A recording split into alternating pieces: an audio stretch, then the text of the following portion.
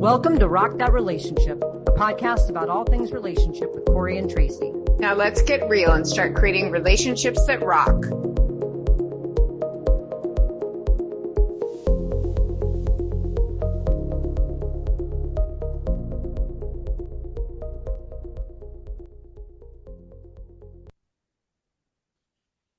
Welcome, everyone, to Rock That Relationship. We are talking all about soulmates this season and soul connections and messages from the other side, all of these kinds of topics that are really intriguing both to Tracy and I, which is why we continue to talk about them on the show. But we are so thrilled today to actually be talking with Sandy Wesson, who is a channeler, a medium. She's going to talk a lot about being an intuitive psychic and all the work that she's been doing kind of in this space and how, you know, she shows up here. And we're going to have a great conversation today about messages from the other side. So thank you, Sandy, for being here. And we're just so thrilled to have you. Thank you, Corey and Tracy, for the invitation to join. You know, it's always fun to get to meet new people and have these discussions. So I appreciate it. Well, awesome. Well, we appreciate you. Yes. Being here. Yeah. It's, you know, if I tried to have Tracy channel something for me, she wouldn't have any clue what to do. So I'm so glad you're here, Sandy. Maybe you could tell us a little bit about your background, how you got interested in the work you do. Just sort of take us through like who you are, what you do, and why you do it. So I have been a registered nurse for 45 years. I've not done clinical nursing, you know, I'm not doing that now, but I have worked in the intensive care unit. I've worked in end of life and hospice and palliative care. I've worked in a variety of areas of nursing and healthcare. But it's been interesting about where I got started in this is I think sometimes we all have a soul purpose. Sometimes that is laid out for us a little bit differently than others.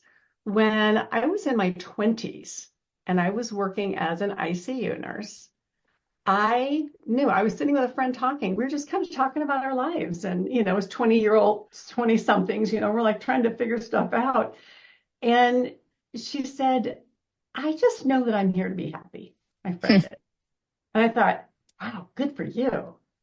And I said, it's interesting. I know that I'm here to help a lot of people.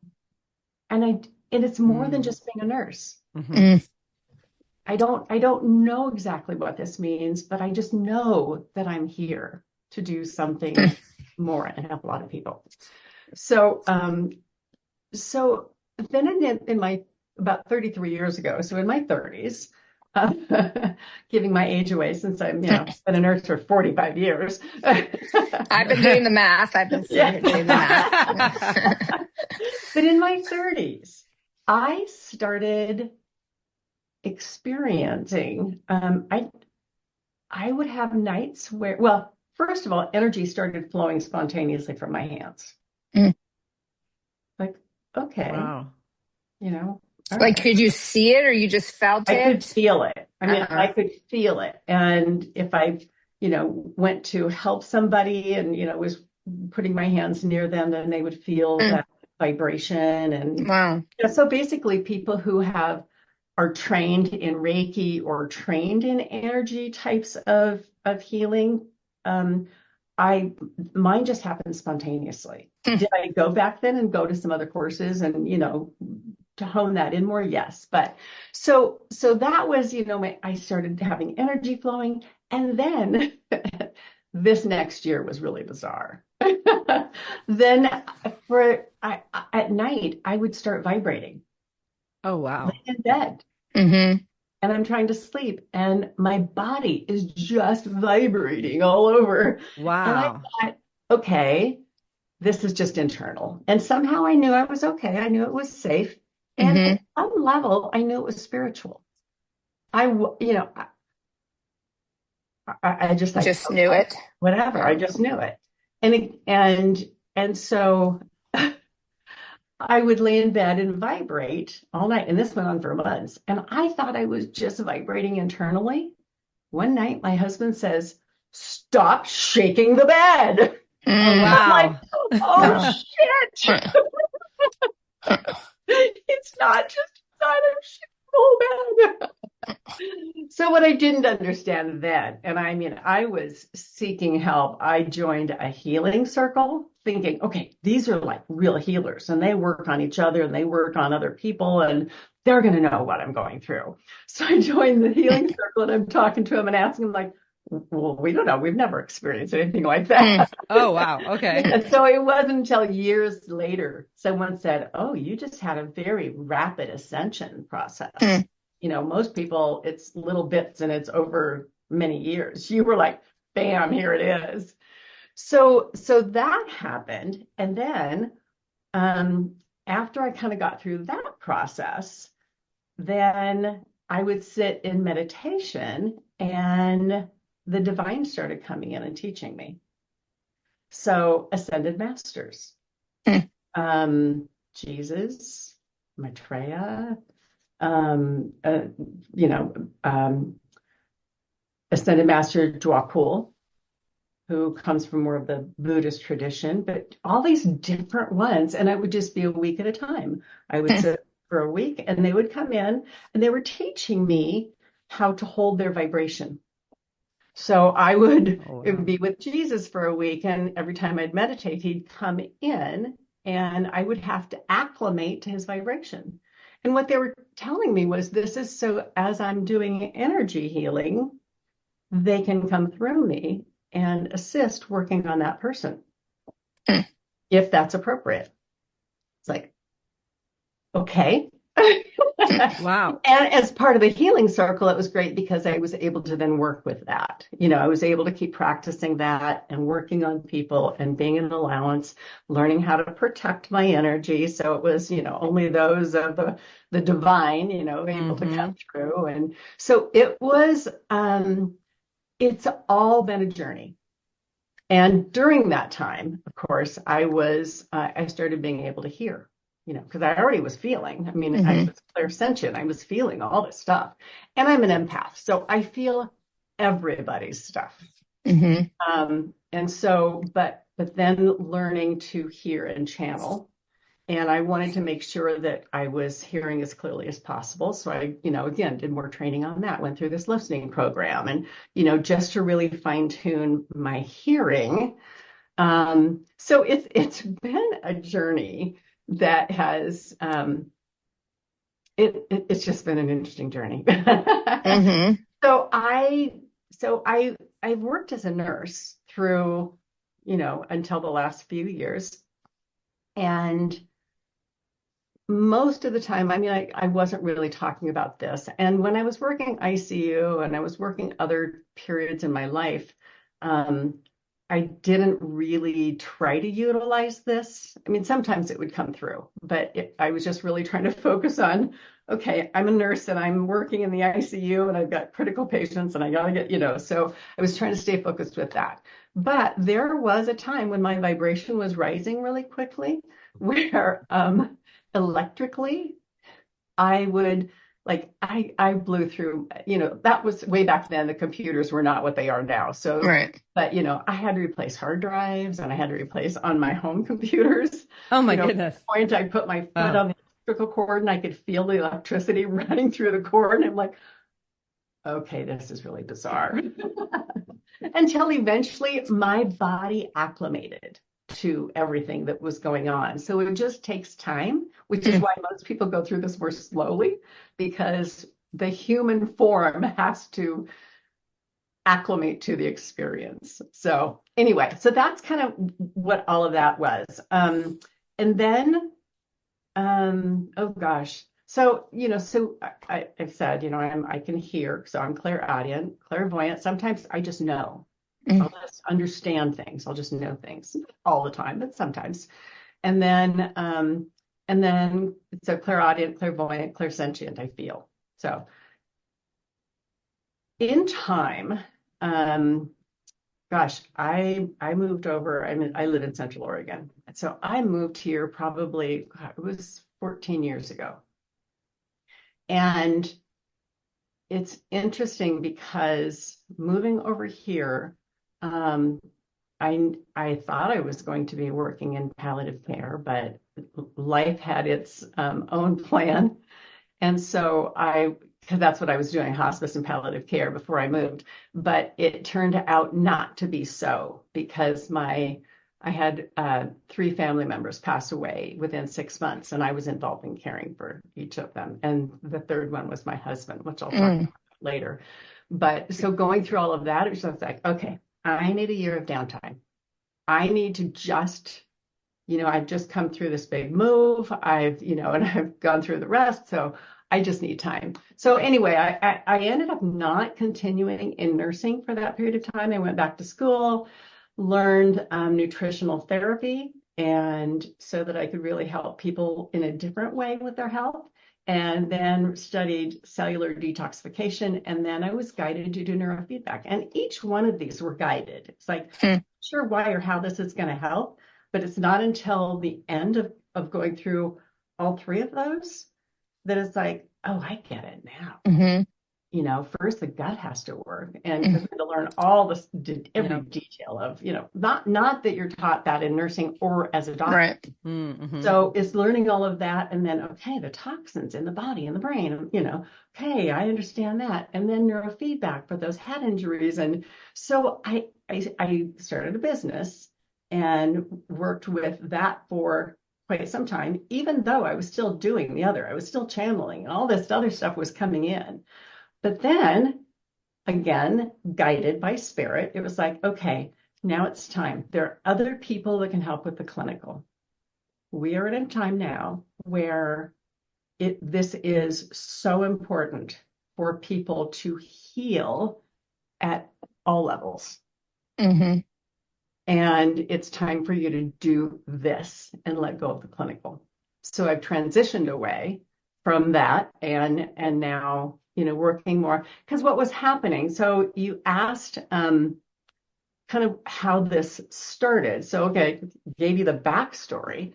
But when I was working with people energetically, I keep looking over here because I've got a table. So when I'd have people on the table and I'm working on them energetically, I very frequently would feel a presence in the room. Oh, interesting.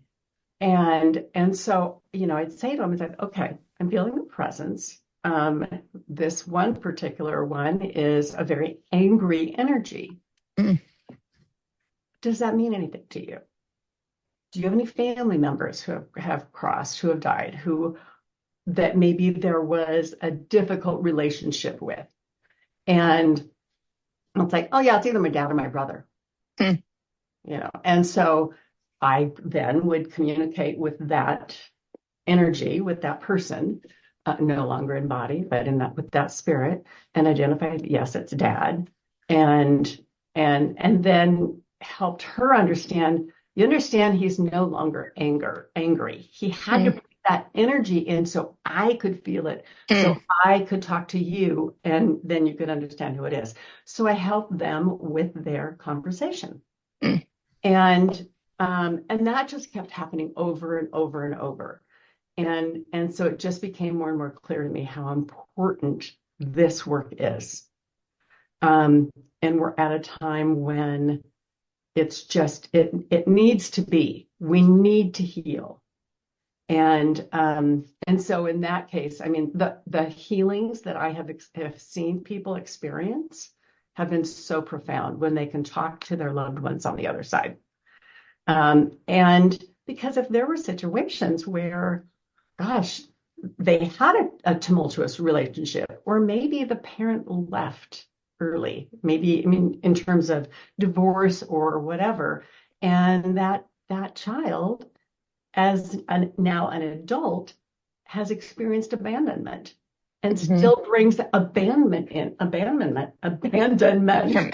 into their next relationship, or, so that's where a lot of healing, having an opportunity to understand when that parent comes in and says, this is what happened. I want you to understand. I'm really, really sorry. I know I hurt you. I love you. This is what was happening in my life, which made me unable to cope. And so it gives us as adults, I think, a better opportunity to understand what happened.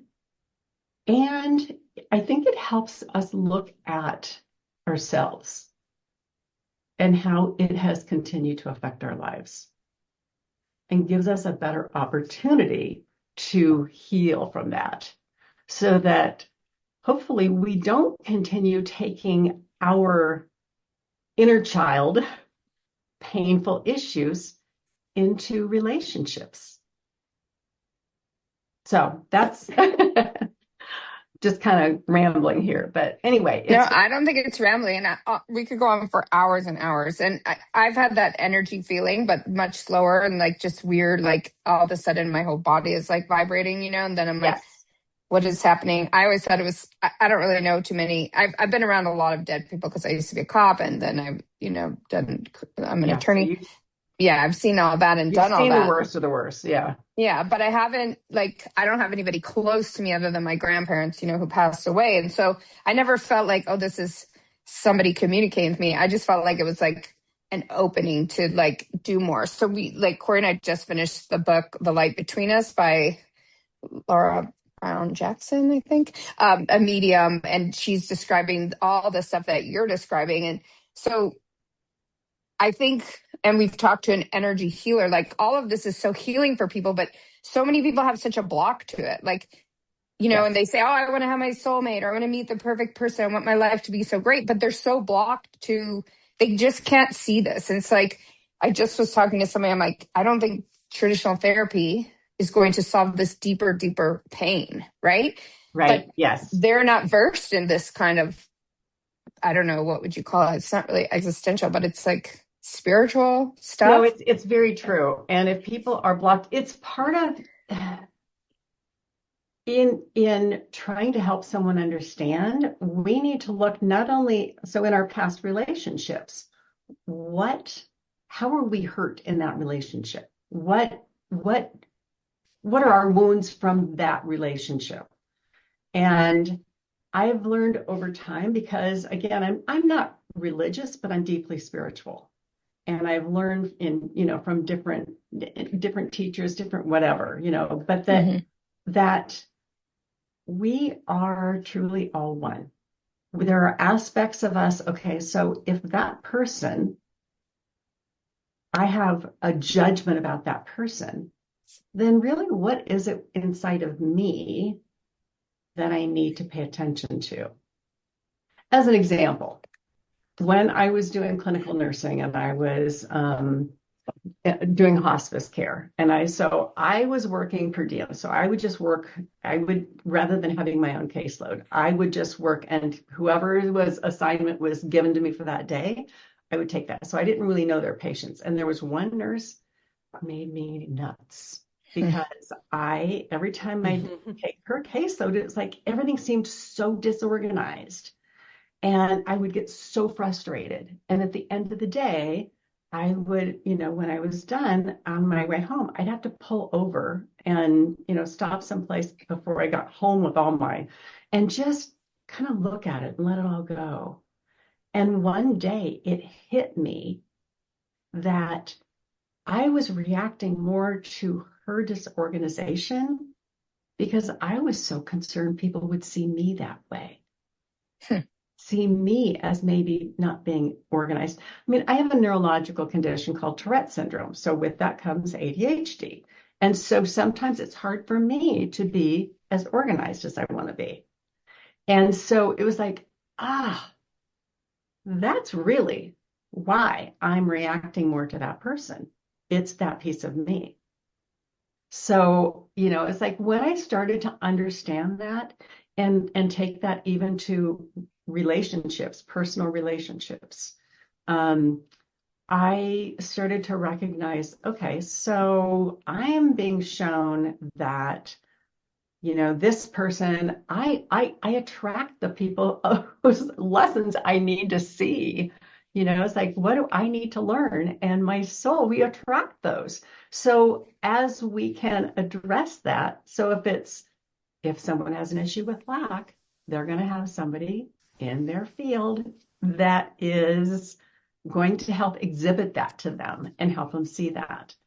And in, a really recent relationship that I was in, it was like I walked away after 5 years thinking, okay, wait a minute. What do I need to learn from this? Number one, I stayed in the relationship too long. So I had some boundary issues, so it's really starting to pick that apart because that relationship is for me to learn as well. I mean, it goes both ways. So anyway, so again, that's just all been part of my learning. And part of that learning comes from working in these situations of helping people heal, of the mediumship, of understanding what it is like on both sides, in this human form, but what it's like for the soul as after we die, and we're continuing to learn on the other side, and that part of communication. So it's at first, when I got your invitation, I'm like, okay, how does this apply to our finding our soulmate? And it's like, well, of course it does. It all helps us heal. And we need to be healed as much as possible to attract the person we really want in our lives, to attract our soulmate. Mm-hmm. Mm-hmm. Yeah, I'm a firm believer in that. Yes, you are. So, Sandy, I do have a question for you because this is all so fascinating, because as you're getting bodily reactions and you're hearing things, you're feeling things,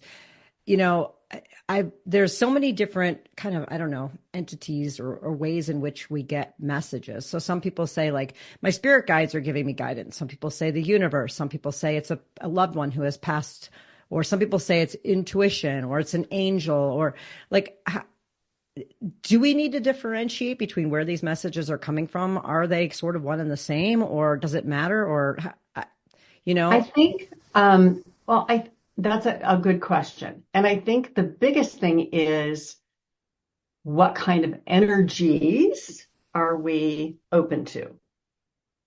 So we do need to be aware that there can be disembodied spirits who haven't crossed over. We need to be aware that there are other things. So for me, I had to learn when all this stuff started happening, and it's like I had to learn to discern.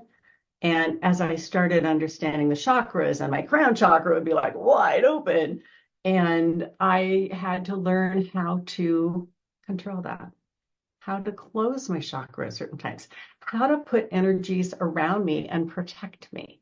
Kind of like, it's Easter's coming up. Okay, so it's an egg, it's a white light, surrounding my body so that I wasn't open. But do we need to discern? So we all have guardian angels. And someone, in another podcast said, well, I have an angel, but I don't know that it's helping me. I was like, well, do you ask? We have free will. Mm-hmm. We have to ask for help. It's important. So how do we do that? Do we just speak it out, or speak it? Sometimes I don't even say it out loud. I mean, I do say things out loud, but sometimes I'll just say, okay, I'm really struggling with this. Please help me. Show me. And so one of the things that I will frequently do is like, okay, the whole picture is bigger than what I can grasp right now. Show me my next step. Show me the next step I need to take, or bring the person into my field, into my experience, that will help me to understand what I'm going through, or help me to cope with all of this. And so, I mean, yeah, that's a big one for me. It's like, please help me show me my next step. And sometimes you'll get the answer in a dream. That's been common. Like I'll see I'll have a dream, and then I have to kind of sit with it. And it's like, okay, what does that mean exactly? And so we can ask that way. Sometimes, messages may come to us. Okay, as an example, again, because I feel energy. So I'm gonna use an example of how, and different times where I've had experiences come to me. One was, and this wasn't a relationship one. Actually, let me do the relationship one first. I'll talk about my husband. So my husband had a stroke, and it was a big enough stroke that when we got to the ER, they're like, "This is in the location of the brain. He's not going to come through this." Like, okay, I wouldn't want him to come through and suffer, as hard as this is.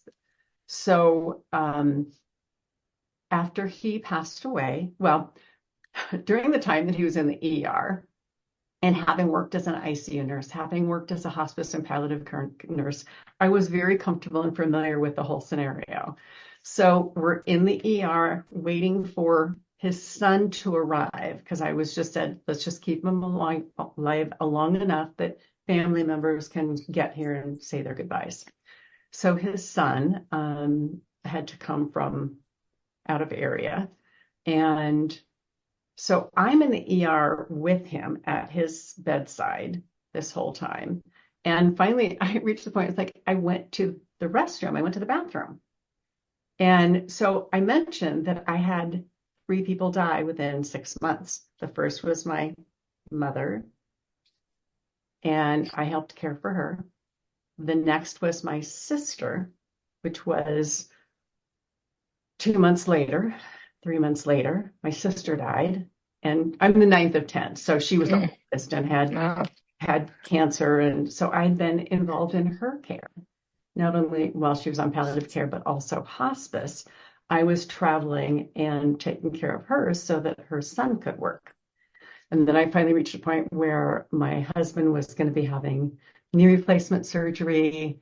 And so I finally said, okay, I need to be able to go home now, because my husband's having surgery in a week. So my sister died shortly after that then. And then 30 days later, my husband died. Wow. And had this big stroke. So while I'm in the bathroom, finally, away from everything, I'm sitting down. And of course, it's the bathroom that's in the ER. So it's oversized, equipped for a wheelchair to be able to come in. So it's a big space. So I know, a little too much information, but I'm sitting on the toilet and I feel my mother's presence. I feel my mother there. Then the towel dispenser, the paper towel dispenser, is one of those where it's energetic. Well, I'm sitting here still not moving, and I'm so far away that it couldn't have felt that anyway. Well, it starts dispensing, and I feel my sister's energy. And you're like on the toilet. You're like, thanks a lot. I'm sitting here going, you couldn't wait until I got up to okay. It was because I was away from my husband. I was away from the ER staff. Probably in the only quiet time I was going to have, singularly. And so I felt their presence, which made me teary, which felt supportive. Like they were there with you through this. Absolutely. And when you say presence, did you feel like do you see them as ghosts there in the toilet stall, or you just do you feel a familiarity? I felt the vibration, and I knew vibrationally, because remember, I was with these people taking care of them only months before, and so I felt the vibration, and I knew that, and I might have seen kind of enough of an outline to know that one was mom that was closest to me, and then my sister. So anyway, so just an experience of, okay, and then, so that's one example of when he was going through the phase of dying and the presence of those who came to help. So after he died, I have, my brothers helped me make one of those little, flyer, brochure, whatever you call it, that has the front, and then inside has the details of the service and the songs and all that stuff. So I had that in my house. I've got a little alcove that as you go, like there's a corner area to go into the master bedroom. And so there's a little shelf there. So in that alcove, I had that little brochure, that piece that was made by my brothers. and a few other things. And I just had it sitting there, and it had been there. Now we're approaching the 1 year anniversary. And I remember thinking, I wonder how I'm going to know when it's time to just put all this stuff away. I mean, I could talk to him, but I did talk to him a few times because I can communicate, but I didn't try to because I didn't want to hold him to this earthly field. I wanted him to be able to go on and do his soul work. So even though like, okay, I know I'm going through, I know I'm experiencing, and yes, I've been grieving, but I wonder when I'm going to know that it's time. This is the day before the 1 year anniversary of his death. And I'm walking by there, and again, there's no airflow in that area. There's no breeze. That piece had been sitting there for a year. Boom, on the floor. It just fell down and hit the floor. Like, okay, that's interesting. I picked it up. I put it back. The next day, boom, because now it's the 1 year anniversary. It's like, boom, it's on the floor again. It's like, okay, you're telling me it's time. And after that, it's like, okay, then I'm open to a conversation. I'm open to, if you want conversing with him. Yeah, if you want, because you knew he's making contact with you, right? So you're not the one tying him here, right? And so and so I did, so then we talked, and he says, I've been with you this whole time,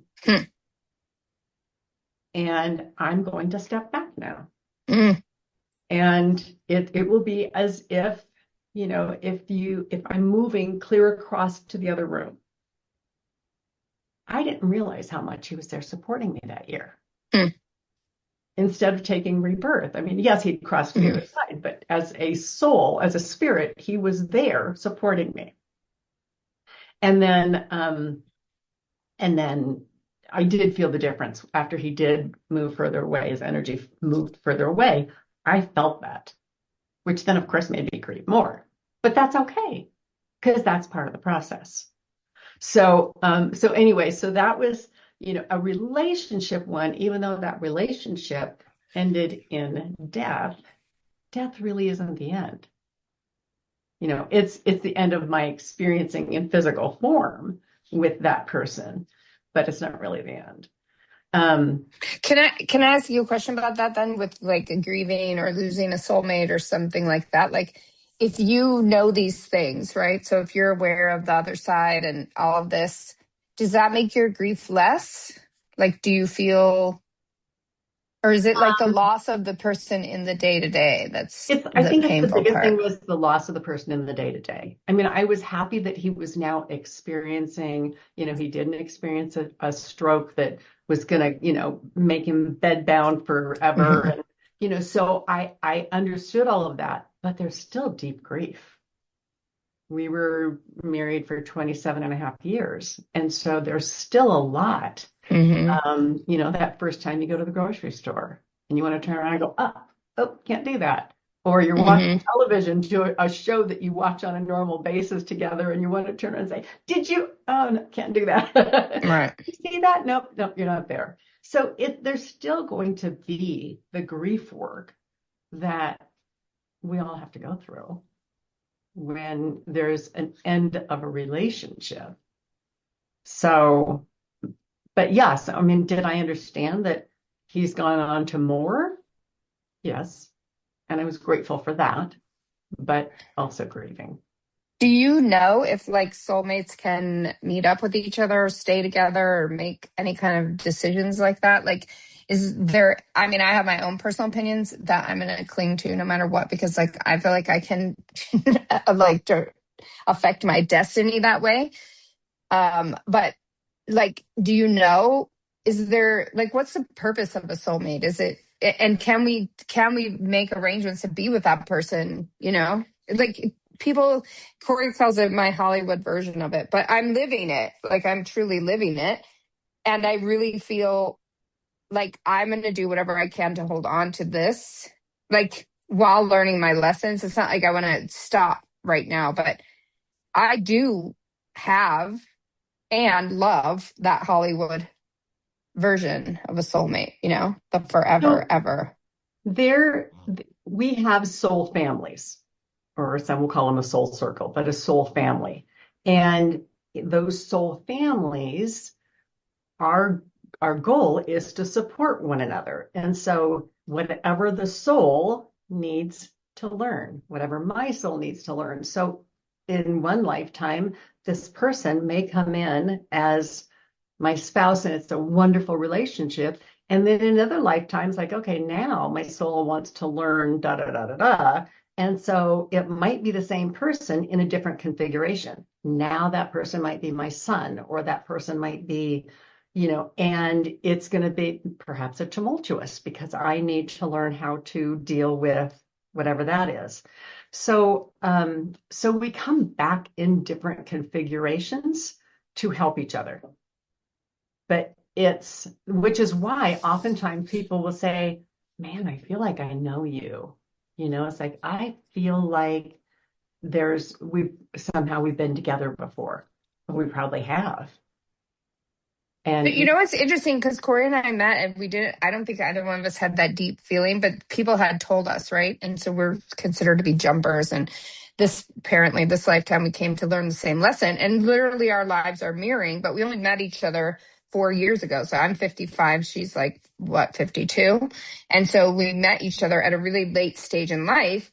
And then now, I've told her, and I keep saying, and I want to broadcast it. That's why I keep saying on the podcast. You say it every episode. I don't want to do any more lifetimes with her. I'm done. I want to she can come visit me and my wife on our cloud. And I feel like. So is it that you don't want to do any more lifetimes at all, or you don't want to do any more lifetimes with her? No, I don't want to do any more lifetimes on this earth. She can come and visit. I don't want to come back here. She doesn't want to come back. And I'm very empathic. I'm a hardcore vegan. I do animal stuff. I cannot handle the state of the world. It's too much for me. And my wife is very similar. And I just want us to be done. And if I don't want to have to come back and wait 20 years or 30 years or 40 years to meet her, And so Corey and I have supposedly been married in one lifetime, a mother and child in one lifetime. This lifetime, we're learning lessons simultaneously. And it is weird. I always tell her, don't say weird because it's meant to be. But we keep learning the lessons, and we've met our people that we're going to be with for the rest of our life, literally 2 months apart. So it's how much of that can we control? Do we have any control? I am going to say it right now. I do not want to come back here. Yeah, not in your earthly form. Your soul has a No, bigger I purpose. want to be with my wife forever on a cloud. I don't think you could just declare it in your kitchen. Well, can we be an elephant sanctuary in the sky? Maybe that is the lesson that you're here to learn. That I can't control. You need to release control, because control is an illusion. Or when we release control and we can learn to experience at the higher levels,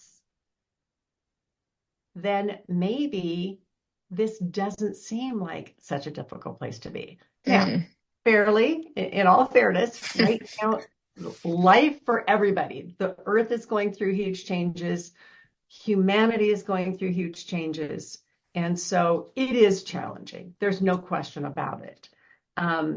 But for me personally, what I'm recognizing, because I do work with the divine right now, my team that comes in and teaches me, and I channel a lot, are Jesus, Ascended Master Joao Kuhl, and Divine Mother, Source. And so for me, I'm recognizing how much, even at my level, I still want to control stuff. I don't like what's going on out there. And having to move to a place of neutrality, having to learn to experience and see it and recognize that it's really difficult, and have compassion for all of us that are experiencing this, and not have an attachment to the outcome. That is really what takes us closer to our divine truth, to who we really are. So, and I know this is not relationship stuff, and now I'm really getting off on the woo-woo, but it is what is so important, and it is what's being asked of us right now. Because the more we struggle with this, Earth is trying to change. Humanity is trying to change. So if you've heard of, the Piscean age and the Aquarian age, we're moving into the Aquarian age. The Piscean age was more masculine energy, and it was power over. What we're moving into, the Aquarian age, is more of the feminine energy. So rather than God the Father, God the Mother. And there's both. I mean, it's not one or the other, but energetically. And more of the we. How do we take care of each other? How do we take care of the earth? And that might be, Tracy, more of what you're feeling is this old energy is really uncomfortable, and I don't want to go through that again. And I don't want to have to wait 40 years to find this person that makes me feel complete. But if truly we understand we're here for something more, that in that relationship you are learning, then how do we take that and take that to a place of compassion for everyone? So as we continue, my understanding is as we continue to grow in spiritually and in our understanding and in compassion, then at some point we don't need to come back. Mm-hmm. Well, I'm going to wrap it all up here. So I've got 51 more years to do that.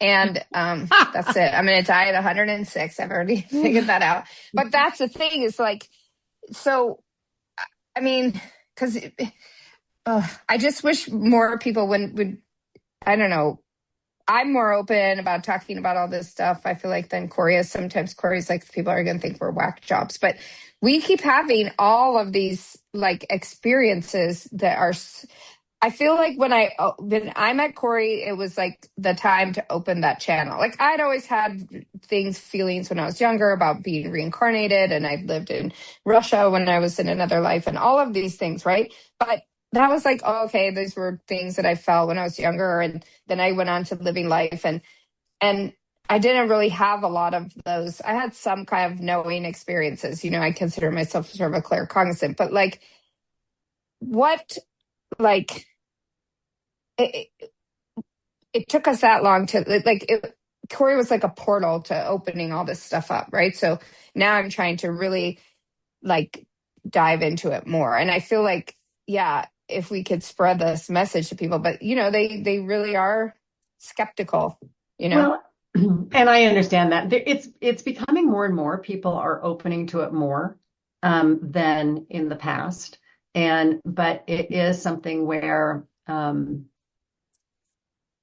even for me, I mean, I come from a family that's like, this is not talked about and this is not.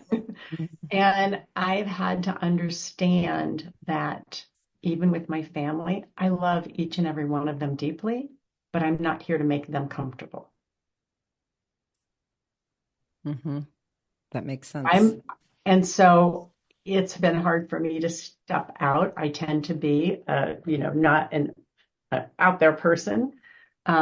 But I'm recognizing that with what I'm being shown and experiencing of the divine's experiencing through me, that this is my sole purpose. And if I say no to that, then what? Then does that mean I'm going to come back many more times until I... You're going to be sitting in Tracy's kitchen. That's what's going to happen. Exactly. Yeah, no, when I recognized that, again, as a nurse, I came in to help people. Mm-hmm. And so now for me, I'm seeing that helping people is just different than what I did in all my years as a clinical nurse. My helping people now is with this. It's with helping them understand who they are, helping them heal those past life relationships or whatever it is, in whatever it is. Sometimes it's just channeling. Someone will be on the table and Divine Mother has a message for them. Really? Okay. So we all have to learn to push through our discomfort. And that's not always easy. Sandy, what about, like, I know you talk about channeling and you get messages and you kind of can see who's sort of in the room with us. I mean, the everyday person who, I'm pretty empathic, and I do get some messages, and mostly through dreams, actually. But like, I have a situation, it's interesting. My mother passed a few years ago, and I've been sort of kind of floundering, and I met somebody who felt like, gosh, I know them, I'm supposed to be with them. And all of a sudden there are pennies everywhere. I'm finding pennies. My mom's name was Penny. And actually, a medium that came over to do a reading on my cat and trying to figure out why she was going to the bathroom in the house actually said, your mom keeps coming through. I can't even talk to you about your cat.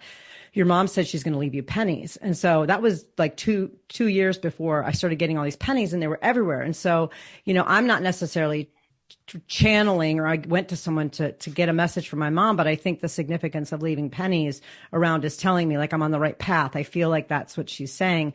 Is that something like our, like, everyday listeners can say, like, if they're open to these signs, they can get messages from the other side without necessarily going to a medium? I don't want to distract people from going to use your services, but can people do that on their own?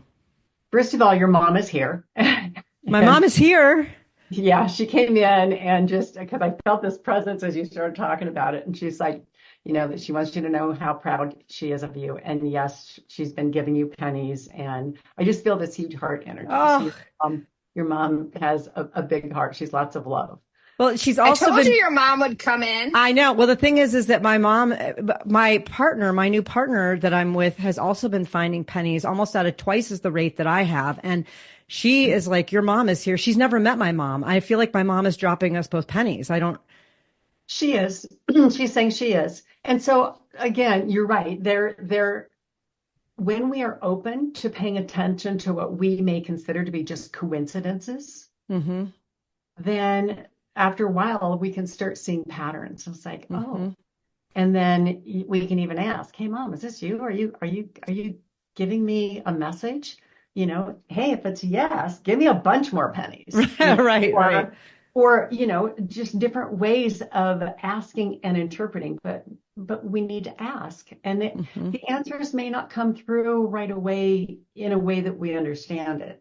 So, again, paying attention to our dreams, or paying attention to, I'm finding pennies everywhere, or whatever that might be. But yeah, we can ask. Well, Corey has a very important question to ask her, actually. And, like, should she do it, like, through a medium, or should she just do it, like, in general? Like, in terms of asking those questions? Yeah, because the way her mom died was very difficult. I think in that circumstance, it is useful to have a conversation with somebody that can really bring the message through. Because, that's what I find is I can help bring the details or understandings through so that people can heal. Or sometimes, and I know we're short on time, so I don't want to go too long here, but sometimes people, maybe it's been a difficult situation, maybe it's been a suicide. And in those circumstances, the person may not cross over. They may still be on the earth plane. And so I then help people, I talk to them, I help them understand what their concerns are, if there's fears, and then I help them cross over. So there are circumstances where that's happened a lot. Because people have a misunderstanding or a fear that I'm going to be judged by God. So I don't want to go, I don't want to go to hell, or there's all these other things. And so that's where working with a medium can help not only you, but if there are misunderstandings on the other side because the other person hasn't crossed over, then that can be helped. That can be cleared up. So you can tell, like, right when someone's presence there, you can tell whether they've crossed over or not. You can communicate with sort of both spaces. If I'm not sure in the energy that I feel, I ask them. Okay. And do you then know if my mom has crossed over?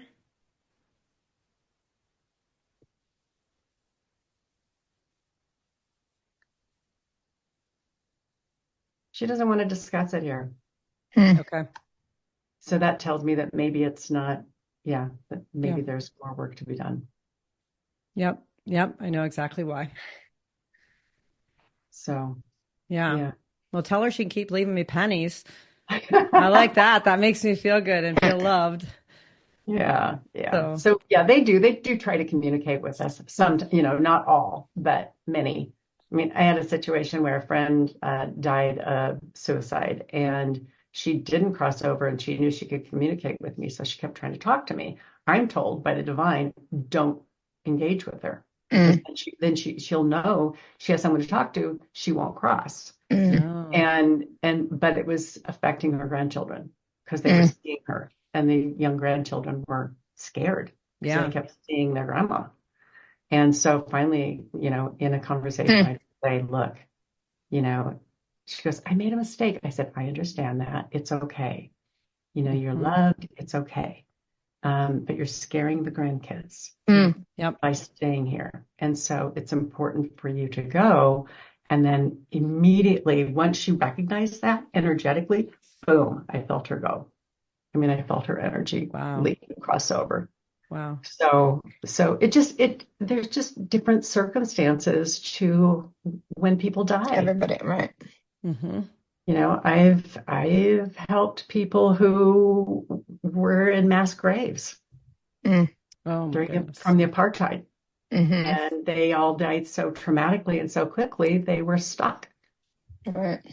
So it just, again, I don't want to get off on that. I know that's really not the point of our conversation, but that there are just pointing out that there are different circumstances, and so it is important to be able to have the conversations, and working with someone such as myself or other mediums can be useful. Mm-hmm. Yeah, absolutely. Well, we'll get your contact info and put it in the show notes so that we can make sure that our listeners are able to get in touch with you and that I am able to get in touch with you.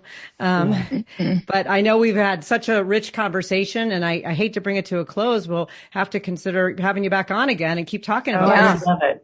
I would love it. This subject is a fan favorite. I mean, people are really like clamoring for this type of information and just kind of learning more. And so we'll make sure to, again, like I said, share your information. But for all of our listeners out there, until our next episode, go out there and rock those relationships. If you liked what you heard, check out our show notes for resources from today's episode. Make sure to follow us on Facebook and Instagram under Rock That Relationship, and go to our website at rockthatrelationship.com for updated episodes and more great information. Thanks for listening. Now go rock those relationships.